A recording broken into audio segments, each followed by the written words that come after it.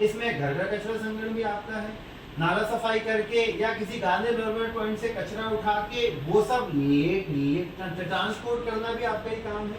Transport करके उसको segregation करना, अलग अलग हिस्सों में बांटना कि ये तो खाद बनेगी, ये सब कपड़ा हो गया, डायपर हो गया, ये या तो फर्नेस में जाएगा, वेस्ट टू पावर में जाएगा, या लैंड में जाएगा। ये सब लोहा निकल गया, ये सब प्लास्टिक निकल गया, मोटा प्लास्टिक और सीएनडी वेस्ट निकल के आता है। कचरे का जो बहुत बड़ा हिस्सा है तो मोटा प्लास्टिक और सीएनडी वेस्ट, और वही क्या बनता है आपका रीसाइक्लेबल भी मोटा वही हिस्सा रहता है। तो ये सारा प्लान बनाना भी आपका ही काम है, एग्जीक्यूट करना भी आपका ही काम है, ठीक है।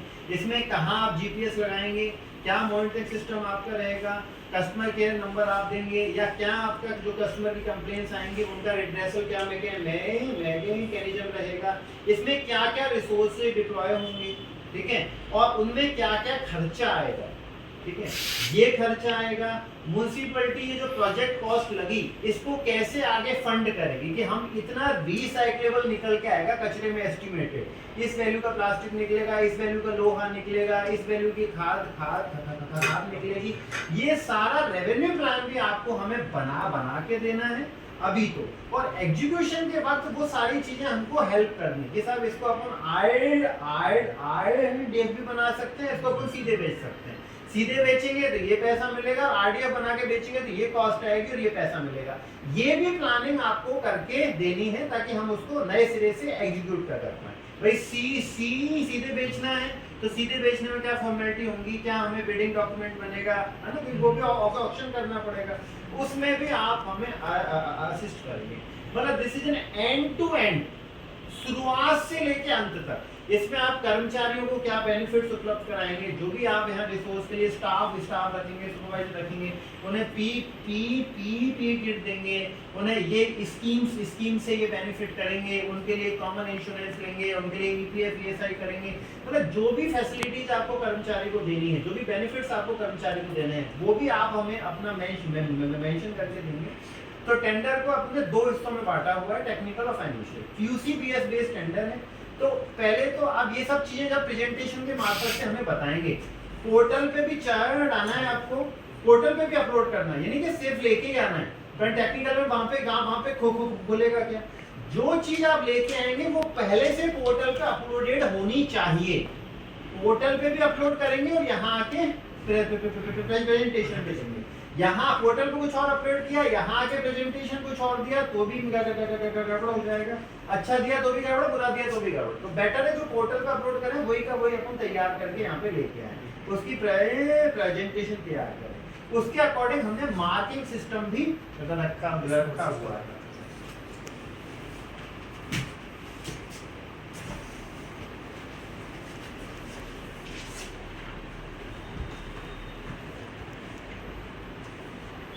इसमें हमने टेक्निकल इवैल्यूएशन में मार्किंग सिस्टम रखा हुआ है, क्योंकि इनिशियली आपको पूरी प्लानिंग करनी है और पूरी प्लानिंग जीआईएस बेस्ड करनी है कि भाई यहाँ लेबर डिप्लॉयमेंट है, यहाँ रिसोर्स डिप्लॉयमेंट है, ठीक है। तो इसके लिए आपको क्या चाहिए, क्वालिफाइड कंसल्टेंट चाहिए। बिना क्वालिफाइड कंसल्टेंट के किसी लेमैन के बस की बात नहीं है कि वो सारा चीजें प्लान कर ले, रूट्स बना ले, अलग अलग सेक्शंस बना ले। एक और बात, बहादुरपुर एक रूरल टेरिटरी है, ये urban territory. Generally urban territory में अपन मान लेते हैं कि गत्ता भी निकलेगा, प्लास्टिक भी निकलेगा, बहुत बड़ा कचरे का हिस्सा होता है थर्माकोल, गत्ता, प्लास्टिक, लोहा। रूरल में ऐसा नहीं होता है। रूरल में तो उनके गाय भी बंधी हुई है, बकरी भी बंधी हुई है, तो कोई छिलका निकला आलू को गाय को डाल दिया। तो रूरल में अपन इस तरह की प्रैक्टिसेज भी प्रमोट कर सकते हैं। और ये क्या है, छोटे छोटे क्लस्टर्स में बटा हुआ है बहादुरपुर, एक ही जगह सारी पॉपुलेशन नहीं है, ये छोटे छोटे 7-8 क्लस्टर्स में है। ये बहादुरपुर तीन गांव हैं, फिर आपका मुंडिया खेड़ा है, कजाकपुर है, इस तरीके से कुछ मिला के 12-13 गांव मिला के ये नगर पालिका बनाई है। बीच में 2-2, 3-3 किलोमीटर का गैप है। तो मतलब एक बंदा यदि आपने बहादुरपुर में डिप्लॉय कर दिया ना, तो वो बंदे के लिए पॉसिबल नहीं है कि वो कजाकपुर में जाके दोबारा काम कर पाए, क्योंकि बीच में एक रूट पड़ेगा 3-4 किलोमीटर का जहाँ पे कोई कुछ भी नहीं होगा, एंड देन 3-4 किलोमीटर बाद दोबारा जो आबादी भूमि है वो आएगी। तो आपको आपका डिप्लॉयमेंट इतना इंटेलिजेंटली करना पड़ेगा कि यहाँ का बंदा यहीं का काम नेव डाले। तो आपको एक कंसल्टेंट की जरूरत पड़ेगी। वो कंसल्टेंट टाइम टू टाइम यहाँ आपका प्रोजेक्ट इंप्लीमेंटेशन कराएगा। प्रोजेक्ट इनिशियली इंप्लीमेंटेशन का मैक्सिमम टाइम हमने 3 मंथ का दिया हुआ है, तो पहले मंथ से हमें दिखाई देना चाहिए कि आप लोग इंप्लीमेंट कर रहे हैं। क्योंकि जब आप शुरू में सफाई करना चालू करेंगे तो एकदम से फर्स्ट डे से तो सब कुछ अप्लाई आप कर नहीं देंगे, आपको टाइम लगेगा, ठीक है। क्योंकि रोड्स हैं, रोड्स के आसपास कचरे के ढेर पड़े हुए हैं, मलबे के ढेर पड़े हुए हैं, वो रोड ड्रेसिंग भी आप मतलब ये सिर्फ क्लीनिंग नहीं है, ये क्लीनिंग के साथ एस्थेटिक्स भी इंप्रूव करना, मतलब सफाई होनी नहीं चाहिए, सफाई होती हुई आंखों को विजिबल भी नजर आनी चाहिए। यदि कोई बुश कटिंग कहीं पे होनी है तो वो भी इसका पार्ट है, यदि कोई समतलीकरण कहीं पे होना है तो वो भी उसका पार्ट है। दैट एवरीथिंग इंक्लूसिव है ये सारा की सारा टेंडर। इसमें कर्मचारियों को इक्विपमेंट भी आपको देना है कि फावड़ा चाहिएगा, कुल्हाड़ी चाहिएगी, दराती चाहिएगी, उनको साथ ग्लव्स देने पड़ेंगे, उनको बूट्स देने पड़ेंगे, उनको मास्क देना पड़ेगा, उनको कैप देनी पड़ेगी। तो वो सारी फैसिलिटीज आपको कर्मचारी को उपलब्ध करानी है। उनको कोई कॉमन इंश्योरेंस होना है ईएसआई के अलावा, तो वो भी आपको लेना है। कल को कोई इंसिडेंट होता है वो सारी जिम्मेदारियां आपकी तय। व्हीकल जो भी आप डिप्लॉय करेंगे वो सारे एक्सपेंडिचर आप ही का है, व्हीकल भी आपका है, मेंटेनेंस भी आपका है, उसका कोई ड्राइवर का खर्चा है वो भी आपका है, एवरी और उस व्हीकल से कोई एक्सीडेंट हो जाता है फ्यूचर में तो वो भी सारी लायबिलिटी आप ही की है ना। 15 नंबर हमने जो आप कंसल्टेंट डिप्लॉय करेंगे उसका प्रोफाइल हमको अवेलेबल कराएंगे, and that too with evidences.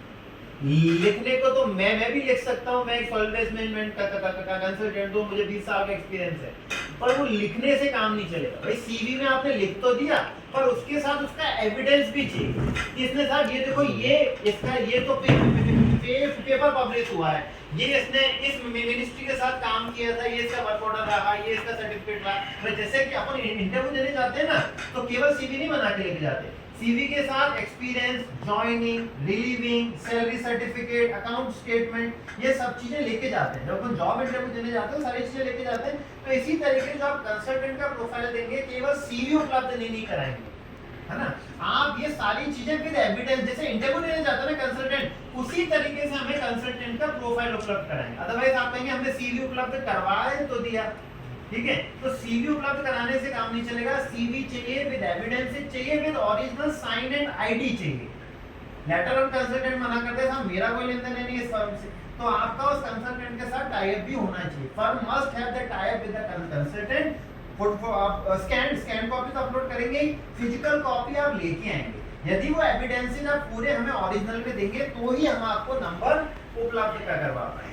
आप कहेंगे फोटोकॉपी ला दी है, केवल सीवी ला दिया तो हम आपको नंबर नहीं देते। केवल सीवी तो एविडेंस नहीं हो सकता, सीवी तो आप किसी भी अननोन व्यक्ति का बना लेंगे। तो CV with whatever experience you are showing उसका पूरा एविडेंस होना चाहिए। क्या आपने जिसको मास्टर्स इन एनवायरमेंटल साइंसेस बताया है तो मास्टर्स की डिग्री हो, उसके बाद वेरिफिकेशन के लिए तो ओरिजिनल्स लाओ या फिर जो भी प्रैक्टिकली संभव है कि आप गजेटेड ऑफिसर से उसको वेरीफाई करा के ला सकते हैं विद लेटर, व्हाटएवर जो भी चीज आप बता रहे हो ना उसकी प्रोफाइल में, वो बताने से काम नहीं चलेगा। We need evidences for the same, जितना ऑथेंटिक पॉसिबल है उतना ऑथेंटिक। जैसे हम भी इंटरव्यू देने जाते हैं तो हम भी अपना पूरा ब्रोशर कैरी करें, 10th की मार्कशीट, 12th की मार्कशीट, ट्यूशन की मार्कशीट, सारे डॉक्यूमेंट, पुलिस का कैरेक्टर सर्टिफिकेट, सारी चीजें वेरीफाई कराते हैं ना, तो वो सारी चीजें चाहिए तभी अपन मार्किंग दे पाएंगे। अगर अगला है आपका की प्रोफेशनल डायरेक्टली एंगेज। ये वो बंदा है जिसे आप लगातार यहाँ प्रोजेक्ट पे रखेंगे। भाई कंसल्टेंट तो डेली आके क्या करेगा, प्लानिंग करेगा, प्लानिंग करके एग्जीक्यूशन जो आपको 3 महीने में करना है वहां आपको गाइड करेगा, या हमें जहां लग रहा है कोई डाउट है, चीजें नहीं हो रही है, वो चीजें करके आप क्या गाइड करके जाएगा। तो एक लमसम अमाउंट लेके जाएगा। ये मानो शुरू में 3 महीने बहुत मेहनत है, बाद में कोई जो भी डायरेक्टिव चीजें पड़ेंगी उसमें जरूरत पड़ेगी आपको। तो ये एक प्रोफाइल चाहिएगा सॉलिड। आपका अगला होना चाहिए जिसने फील्ड में वेस्ट मैनेजमेंट का काम किया है, इसने हमारे फैसिलिटी संभाली है। मतलब हम झाड़ू लगाने की बात नहीं कर रहे हैं, हम लेबर सप्लाई की बात नहीं कर रहे हैं, हम बात कर रहे हैं वेस्ट मैनेजमेंट जिसने एक्चुअल किया है कि साहब इसने कंपोस्टिंग भी की है, इसने सेग्रीगेशन भी किया है। मतलब जब भी आप वेस्ट मैनेजमेंट की बात करो ना तो झाड़ू लगाने की बात नहीं करेंगे, बुश कटिंग की बात नहीं करेंगे, लेबर मतलब एक जो कहते हैं आप अकुशल लेबर की हम बात नहीं कर रहे हैं, हमें चाहिए बंदा जो एक्सपर्ट हो, जो समझता हो, जिसको मैं डॉक्यूमेंट देखूं तो उसको पढ़ने में समझ आए, जो बात करें ना हम उससे जीबीपी, तो उसको समझ आना चाहिए जीबीपी क्या है। उससे हम बात करें बहुत सेग्रीगेशन करना है तो समझ आना चाहिए सेग्रीगेशन करना है, उसको पता होना चाहिए कि कौन से कलर की बास्केट में क्या स्टोर करना है, कि खाद मुझे कौन से कलर में बनानी है, ठीक है, प्लास्टिक कौन से कलर की बास्केट में जाएगा, लोहा कौन से कलर की बास्केट में जाएगा, वो सारा आपका कंसल्टेंट इसके साथ कोऑर्डिनेट कर पाएगा। कंसल्टेंट एक अकुशल व्यक्ति के साथ कोऑर्डिनेट नहीं कर पाएगा। तो अगेन उसको मिनिमम 3 साल का वेस्ट मैनेजमेंट का एक्सपीरियंस हो, नॉलेज हो, बंदा आए वहां पे, जो इस बंदे को जो उस दिन काम करेगा उसको लेके आया जैसा संपर्क प्रेजेंटेशन में, वो खुद ही प्रेजेंटेशन दे तो बहुत ही अच्छा है। उसका भी जो प्रोफाइल सीवी लाएंगे आप, तो सीवी विद एविडेंसेस लेके आएंगे, बिना एविडेंस के सीवी किसी काम का नहीं है। मतलब सीवी एज एन इंटरव्यू के लिए जा रहे हैं ना, इस तरीके से विद ओरिजिनल डॉक्यूमेंटेशन हो जिसको अपन वेरीफाई कर पाए। तीसरा है आपका सिमिलर असाइनमेंट। यदि आपने सॉलिड वेस्ट मैनेजमेंट का, labour supply is not a solid waste management, again to mind you, solid waste management का यदि कोई प्रोजेक्ट किया है, ठीक है, तो उसका वर्क ऑर्डर हो, कंप्लीशन हो या एप्रिसिएशन लेटर हो, वर्क ऑर्डर एप्रिसिएशन या वर्क ऑर्डर कंप्लीशन, कोई कुछ भी हो, व्हाटएवर, ठीक है, वो आप लेके आएंगे तभी अपन इसके मार्क्स आपको प्रोवाइड करवा पाएंगे कि साहब ये हमने काम किया था सिमिलर कैटेगरी का, ठीक है, हो सकता है आपने निगम्स में किया हो सकता है छत्तीसगढ़ में किया हो सकता है चंडीगढ़ में किया हो, व्हाटएवर, वेरेवर, जहां भी आपने काम किया है, सिमिलर वर्क का हमको एक्सपीरियंस सर्टिफिकेट चाहिए। देन एंड ओनली हम आपको इसमें मैक्सिमम 10 मार्क्स देंगे, हर प्रोजेक्ट का 5 नंबर देंगे। अगला है आपका टेक्निकल अप्रोच मैथमेटिक्स देखिए 665 नंबर्स हैं, क्योंकि मोटा काम यही करना है, ठीक है। अब इसमें सारे कंपोनेंट्स थोड़े से कम कर दिए मानो, पर इन्हीं में वो शामिल है। इन्हीं में शामिल होने का मतलब क्या है? Presentation for technical approach methodology including assumption in development of primary collection storage system under following heads। ये हेड्स बना रखे हैं ABCD। पहला हेड है profile and organisational structure of the agency, ये 5 नंबर का है। आप अपना ऑर्गेनाइजेशन में कौन ऑर्गेनाइजेशन है, कितने साल से काम कर रही है, किस किस तरह के आपने काम किए हुए हैं, कौन बंदा आपके साथ एसोसिएटेड है, ठीक है, ये सारा विद जो भी आप बात करेंगे विद एविडेंस करके, बिना एविडेंस के केवल कोकी लिख के देने से काम नहीं चलेगा। तो ऑर्गेनाइजेशन स्ट्रक्चर आपको प्रोवाइड कराना है। ये सब हमारे सीईओ है, ये फाइनेंस देखते हैं, ये सीए लगा हुआ है, ये हमने एनवायरमेंटल साइंस का बंदा रखा हुआ है, ये जीआईएस एक्सपर्ट रखा हुआ है, जो भी ये हमारा पिछला टर्नओवर था, हमने इतनी फर्मों के साथ इतने करोड़ का, इतने लाख का, हमने जो भी आपने काम किया है, हजारों का जो भी काम किया हुआ है, वो आप ऑर्गेनाइजेशनल स्ट्रक्चर हमको प्रोवाइड कराएंगे। उसके 5 नंबर हम आपको देंगे। For preparation of blocks and route system, Bahadurpur में अलग अलग ब्लॉक्स बनाना, लेबर वाइज भी, व्हीकल वाइज भी, जीआईएस बेस्ड ब्लॉक्स आपको तैयार करना है। यदि आप सारा ब्लॉक्स एंड रूट सिस्टम हमको तैयार करके देते हैं तो 20 नंबर इसके हम आपको प्रोवाइड कराएंगे। अगला है बेनिफिट्स गिवन टू एम्प्लॉय। जो नॉन बेनिफिट्स हैं वो तो है, उनको पीपीई किट देनी है। पीपीई किट का मतलब है कोई नाले में जा रहा है तो गमबूट पहन के जाएगा, मास्क पहन के जाएगा, ग्लव्स पहन के जाएगा। भाई कोई झाड़ू लगा रहा है तो ग्लव्स और मास्क, जैकेट सब कंपल्सरी, जैकेट या वर्दी जो भी आप उपलब्ध कराएंगे साहब, हम उनको वर्दी देंगे, ठीक है, जो भी आप उपलब्ध कराना चाहते हैं। नहीं साहब हम तो वो जैकेट देंगे, केवल फ्लूरोसेंट जैकेट उपलब्ध कराएंगे। मैं सेफ्टी इक्विपमेंट अपरेटस तो देने हैं आपको। सेफ्टी अपरेटस के अलावा आप उन्हें वर्दी देना चाहते हैं, फ्लूरोसेंट जैकेट देना चाहते हैं, या आप अपने प्लान में खुद बताएंगे, या उनको ईपीएफ देंगे, उनको ईएसआई देंगे, उनको एक कॉमन इंश्योरेंस प्रोवाइड कराएंगे, ग्रुप इंश्योरेंस पॉलिसी प्रोवाइड कराएंगे, या और भी काफी सारी सफाई कर्मचारियों की स्कीम्स होती हैं गवर्नमेंट की तरफ से। तो उन स्कीम्स में भी जो आप बेनिफिट दिलाएंगे, आपको नॉलेज होगी तो दिलवा पाएंगे, नहीं नॉलेज होगी तो नहीं दिलवा पाएंगे। तो ये क्या बेनिफिट आप हमें उपलब्ध कर पाएंगे, ये सब ऑब्जेक्टिव है। जिसका अच्छा होगा उतनी मार्किंग उसको मिल जाएगी। Latest technology used for implementation and execution of the project. आप लेटर ऑन अब लेबर डिप्लॉय कर दी, क्या मुझे यहाँ लेबर को दिखा सकते हो कौन सी लेबर कहाँ पे है, कौन सा व्हीकल कहाँ पे चल रहा है, कौन सा आदमी कहाँ पे काम कर रहा है, आप कितना लेटेस्ट इक्विपमेंट एंड टेक्नोलॉजी काम में ले सकते हो। भाई कितना अच्छा हो, मेरे मोबाइल पे पता चल जाए कि आपने 10 लेबर डिप्लॉय की, 10 को मोबाइल पे देख पा रहा हूँ कि साथ बैठ के चाय पी रहे हैं या वो काम काम कर रहे हैं। या ऐसा तो नहीं 3-4 लेबर एक साथ ही इकट्ठी होकर गपशप मार रही है। तो आपको सारा आपको डिसाइड करना है कि क्या टेक्नोलॉजी कितनी अच्छी से अच्छी आप इन्वॉल्व कर सकते हैं।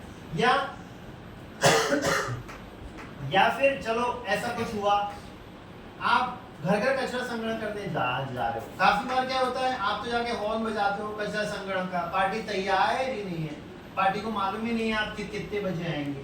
ठीक है, तो आपने क्या टेक्नोलॉजी इन्वॉल्व कर दी जिससे कि बंदे को पता चल जाए कितनी देर में आने वाले हो। ठीक है, या नहीं आए हो तो वो आपसे कैसे संपर्क कर पाएगा और कैसे उसकी कॉमन प्रॉब्लम का रिजल्ट होगा। या मेरे घर में आप 50 लोगों का खाना ऐसा, अब मुझे पत्तल उठवानी है, मैंने एक इकट्ठी कर ली, अब वो तो मैं फेंकूंगा ही ना, तो मुझे तो उठवानी है, तो वो कैसे कांटेक्ट करेगा कितनी देर में, वो क्या मैकेनिज्म है। या सीएनडी वेस्ट है, मैंने मेरा घर मकान तोड़वा दिया पूरा, मलबा हटवाना है, जनरली क्या करते हैं भरवाते हैं और कहीं भी सड़क के किनारे सुनसान में डलवा डलू देते हैं, तो वो भी अपने को उठवाना है। तो वो क्या मैकेनिज्म आप बनाएंगे, ये जितना मैकेनिज्म आप कंज्यूमर फ्रेंडली बना देंगे, जितना क्विक मैकेनिज्म बना देंगे, उतने अच्छे नंबर आपको इसमें मिलेंगे। ये सारा शो है, जो मानो ईजीनेस भी यही है और ग्लैमर भी यही है।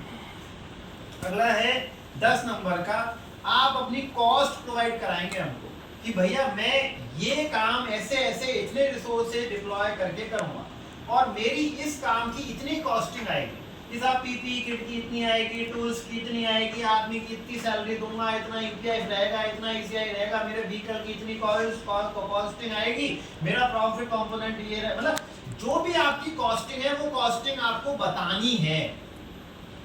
मतलब अपन क्या करेंगे, प्रोजेक्ट आपसे ले रहे हैं ना, तो वही एग्रीमेंट बन जाएगा।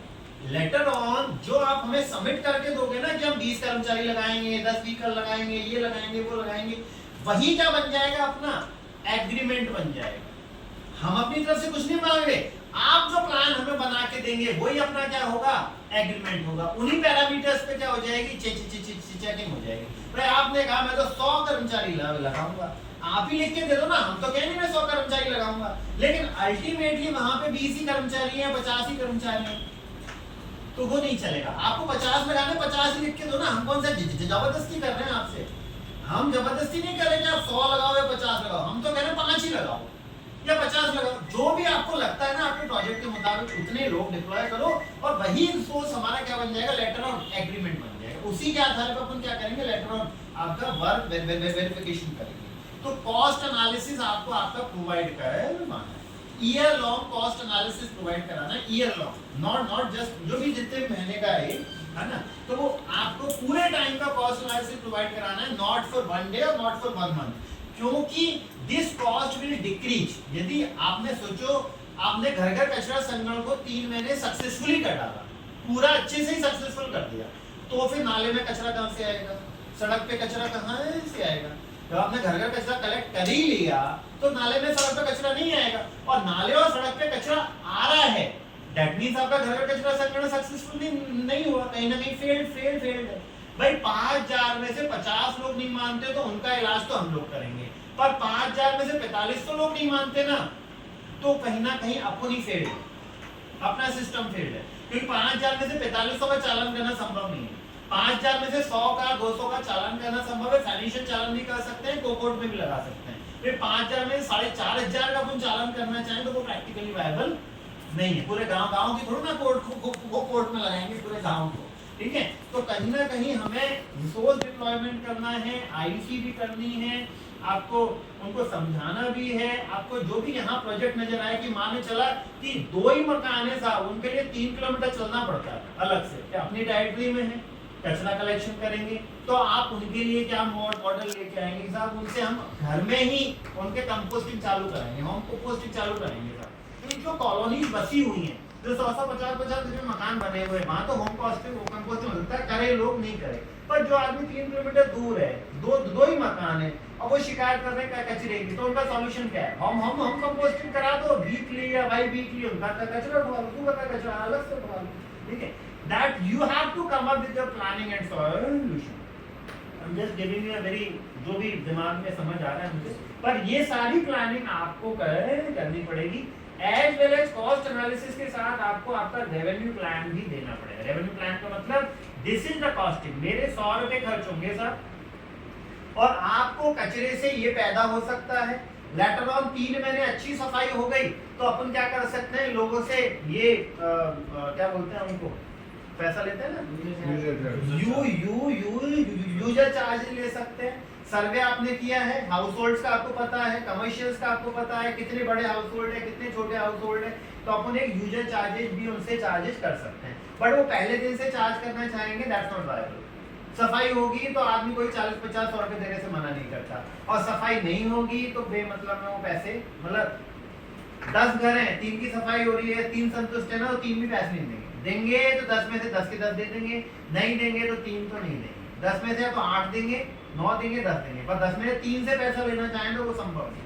ठीक है, तो आपको एक रेवेन्यू प्लान भी जो प्रैक्टिकल आपको अप्लाई करना है, ऐसा नहीं कि थ्योरेटिकल अपन एक रेवेन्यू प्लान बना के दे दें। आप बना के तो कुछ भी दे दोगे but that will become an agreement, वही एग्रीमेंट बन जाएगा क्योंकि एग्जीक्यूट भी आप ही को करना है।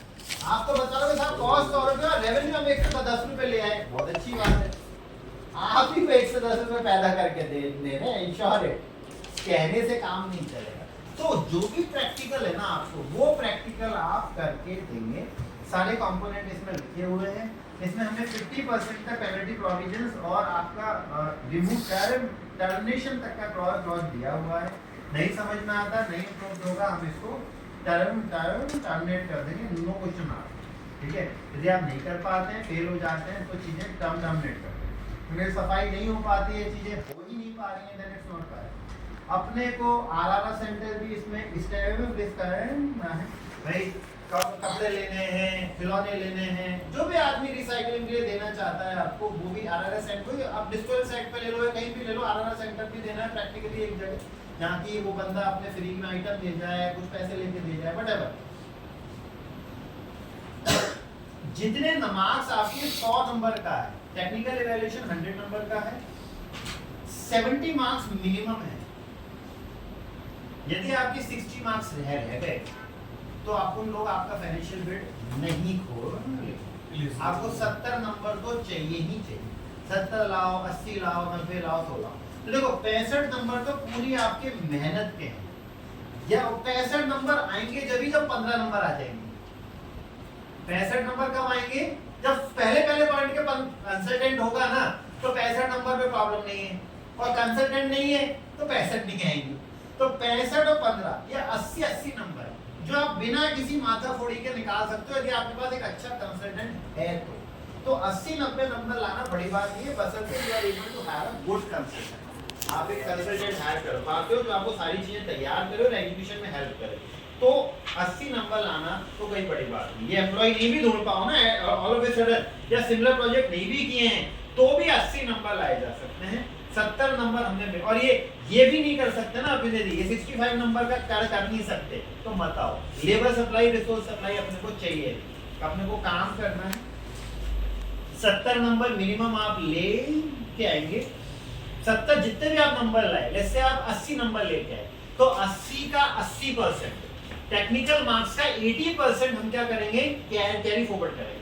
100 नंबर लाए टेक्निकल में तो 80 नंबर कैरी फॉरवर्ड करेंगे, 70 नंबर लाए तो 56 नंबर, 56 नंबर हम क्या करेंगे, आगे इवैल्यूएशन के लिए कैरी फॉरवर्ड करेंगे। एंड देन जिन लोगों ने 70 या उससे नंबर स्कोर लाए हैं, उन लोगों का हम लोग फाइनेंशियल बिड ओपन करेंगे। जिनके 70 से नीचे आए हैं उनको हम उसी स्टेज पे डिस्क्वालीफाई कर देंगे।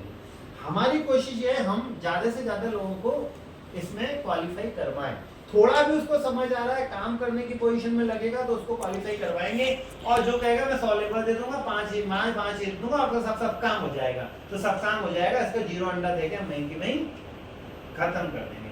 हमें आपकी 100 लेबर नहीं चाहिए, हमें आपकी 500 लेबर भी नहीं चाहिए, हम तो आप 20 आदमी दो, लेकिन काम पूरा करके दो, और 20 आदमी मत दो, डिप्लॉय करके दो, and that deployment should be live. कागज में कर दिया, रिकॉर्ड नहीं है, रिकॉर्ड भी बनाना है। Anything without evidence will be null and void. आज भी नल एंड वॉइड रहेगी वैल्यूएशन के वक्त भी, और लेटर ऑन किसी भी स्टेज पे आप एविडेंस प्रोवाइड नहीं करा पाते हो, everything is null and void. हर चीज का डेली का सफाई का आपका वो चाहिए कि इस बंदे ने इस गली में सफाई की, इसका पूरा रिकॉर्ड है या नहीं आपके पास। मैं कहूँ फला फला कर्मचारी तो था, आपकी गली में सफाई नहीं हुई, आपकी गली से पैसा कलेक्ट नहीं हुआ, तो आपके पास सिर्फ जवाब नहीं होना चाहिए, एविडेंस होना चाहिए दैट आई हैव